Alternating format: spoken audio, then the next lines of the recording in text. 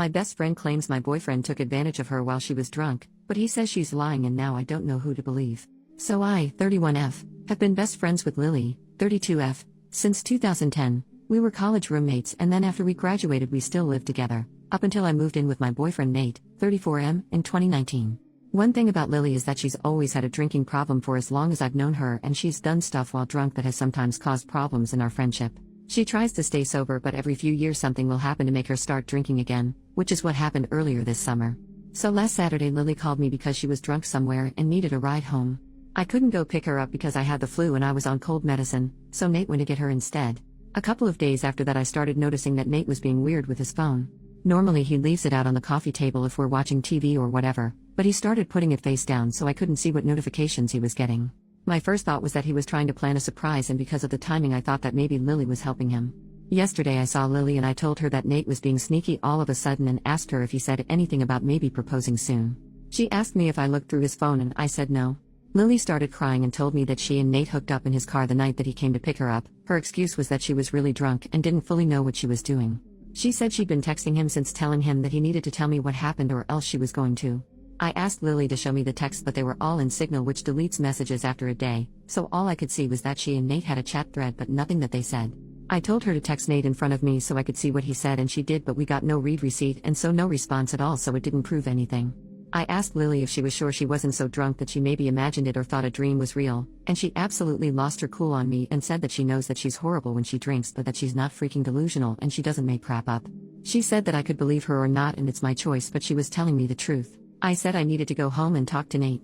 So when I got home I confronted Nate with what Lily had said, and he acted shocked and denied that anything like that had happened at all and said he didn't know why she'd think so or say so. He said that he had just given Lily a ride home and the only thing that happened was that they talked about how he and I had been together for a long time and how we should get married already. He admitted they were talking on Signal the next couple of days, but he said that it was about exactly what I thought, that he was asking her about engagement rings and what kind of proposal I would want. Nate replied to Lily's message from before asking her if she made up a story about them hooking up to not ruin the surprise about his proposal, and she texted him back that there was no proposal and to stop playing dumb. So then Nate called her pretending like I wasn't in the room and told her that she needed to stop whatever she was trying to do because we were on the verge of breaking up and he'd rather just have the surprise be ruined, but Lily just kept telling Nate to stop lying until he got angry and hung up on her. I really didn't know what to think and I still don't. Right now Nate is really upset and not really talking to me much. He says that it's bad enough that Lily acted insane and ruined his plan to propose, but it's even worse that I believed her lies even a little and would think that he would ever cheat on me. Lily texted me saying she was sorry, but otherwise I haven't talked to her either. I don't want to think that Nate would cheat on me or that he'd take advantage of Lily if she was that drunk, but I feel like I can't be 100% sure because I've known Lily for 13 years and I also just can't believe that she'd lie to me about something this important. And I know that she does have a drinking problem, so I can believe that she'd sleep with my boyfriend if she was drunk out of her head. She's done some pretty awful things in the past when she's been drunk. I don't want to wrongly accuse Nate of something he didn't do, but I don't want to be an idiot. Edit. I'm not sure what I expected coming here, but I think what I initially wanted was just a sounding board for who sounded more believable. But someone gave me the tip that you actually can recover messages from Signal, so when I have a chance later tonight, I'm going to try to do that to see if I can get some actual proof of what happened. But so far I haven't talked to anyone else about this though. I really just don't want to spread around what did or didn't happen to the rest of my friends or family without actually knowing for sure. Relevant comments. What else has Lily done to you while drunk? OP.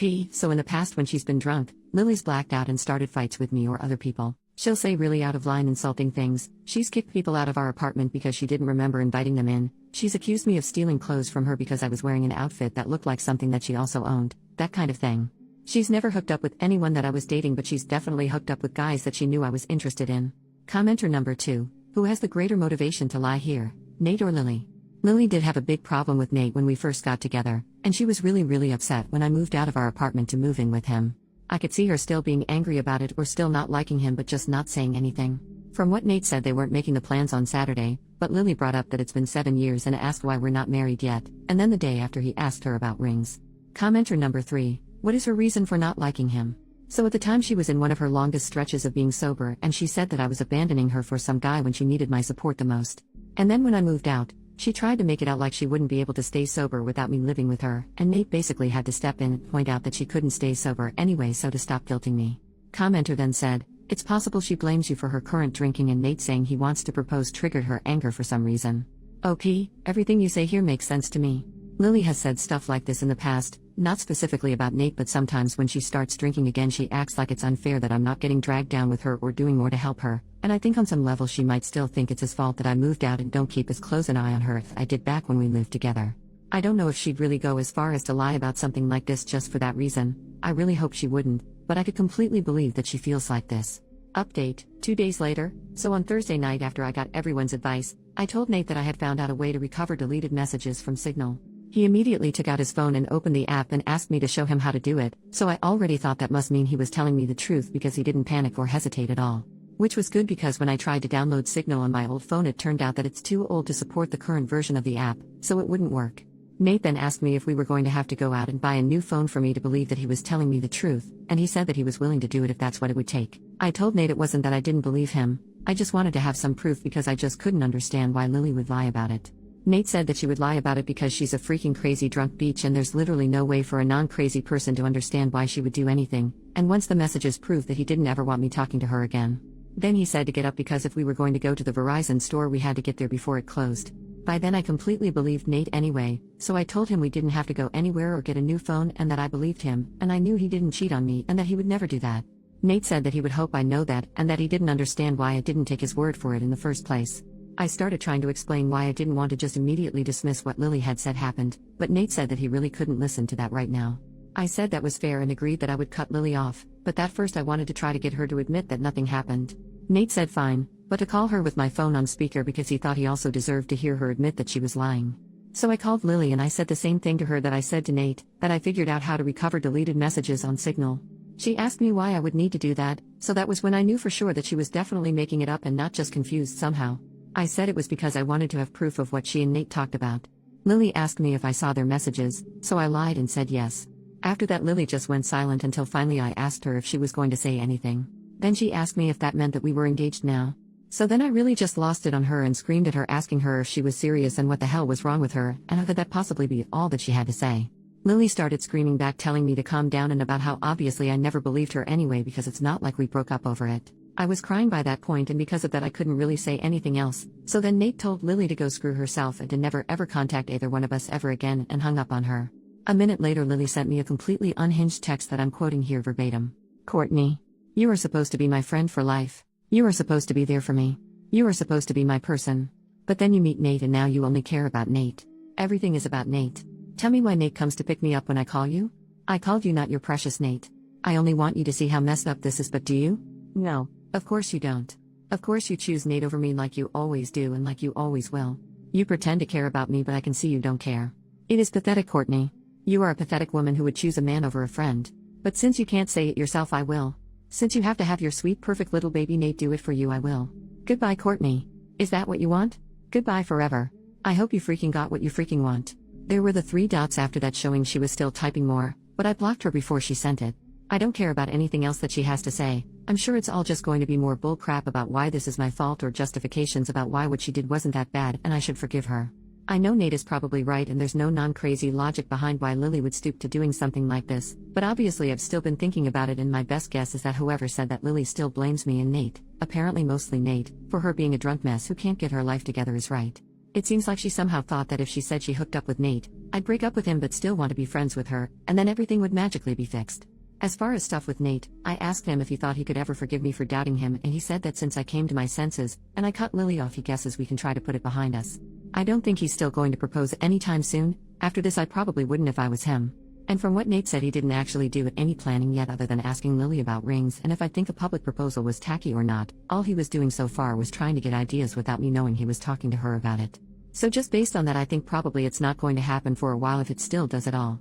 Also thanks to everyone for the advice and support. I know I didn't respond to many comments but I really did appreciate everyone who cared enough to want to help. New update, 1 year later. I haven't logged into this account for about a year, but I got a few messages asking for an update, so here it is. I'll keep it as short as I can. Unfortunately I have nothing good to report. It turned out that whatever was going on with Lily that caused her to make false accusations about Nate was the beginning of some kind of a psychotic break. After I blocked her she made a whole bunch of fake accounts and started sending me completely unhinged crap about how I ruined her life and threatening to get revenge on me and Nate. This went on for literally months with her sending me dozens of messages a day. I found out from other friends that she was making multiple posts on Facebook every day that were semi-coherent rants about how much she hated me and how I was evil and ruined her life intentionally. I tried to talk to the police 2 different times to get a restraining order because I was afraid that Lily was going to show up at our apartment and attack me or Nate. I literally even got a front door camera because I was so scared that she was going to hurt us. The police said that because Lily wasn't threatening actual violence, she was just a nuisance and they couldn't do anything. They acted like I was an idiot because it isn't illegal to talk crap on Facebook, and they basically told me to just keep blocking her whenever she made a new account and eventually she'd get bored and move on. Then finally there was an incident where someone broke the windshield of Nate's car while he was parked at his work. I guess it could have just been a random act of vandalism because this wasn't the only car that got windows broken, but at the time I was 100% sure it was Lily, so I went to the police again. Eventually an officer went to talk to Lily, and she said she didn't touch Nate's car, and again I have no proof that she did. But after the police talked to her, Lily got put into a psych ward for a week because apparently her apartment was filthy and she was drunk out of her mind 24/7 and a danger to herself.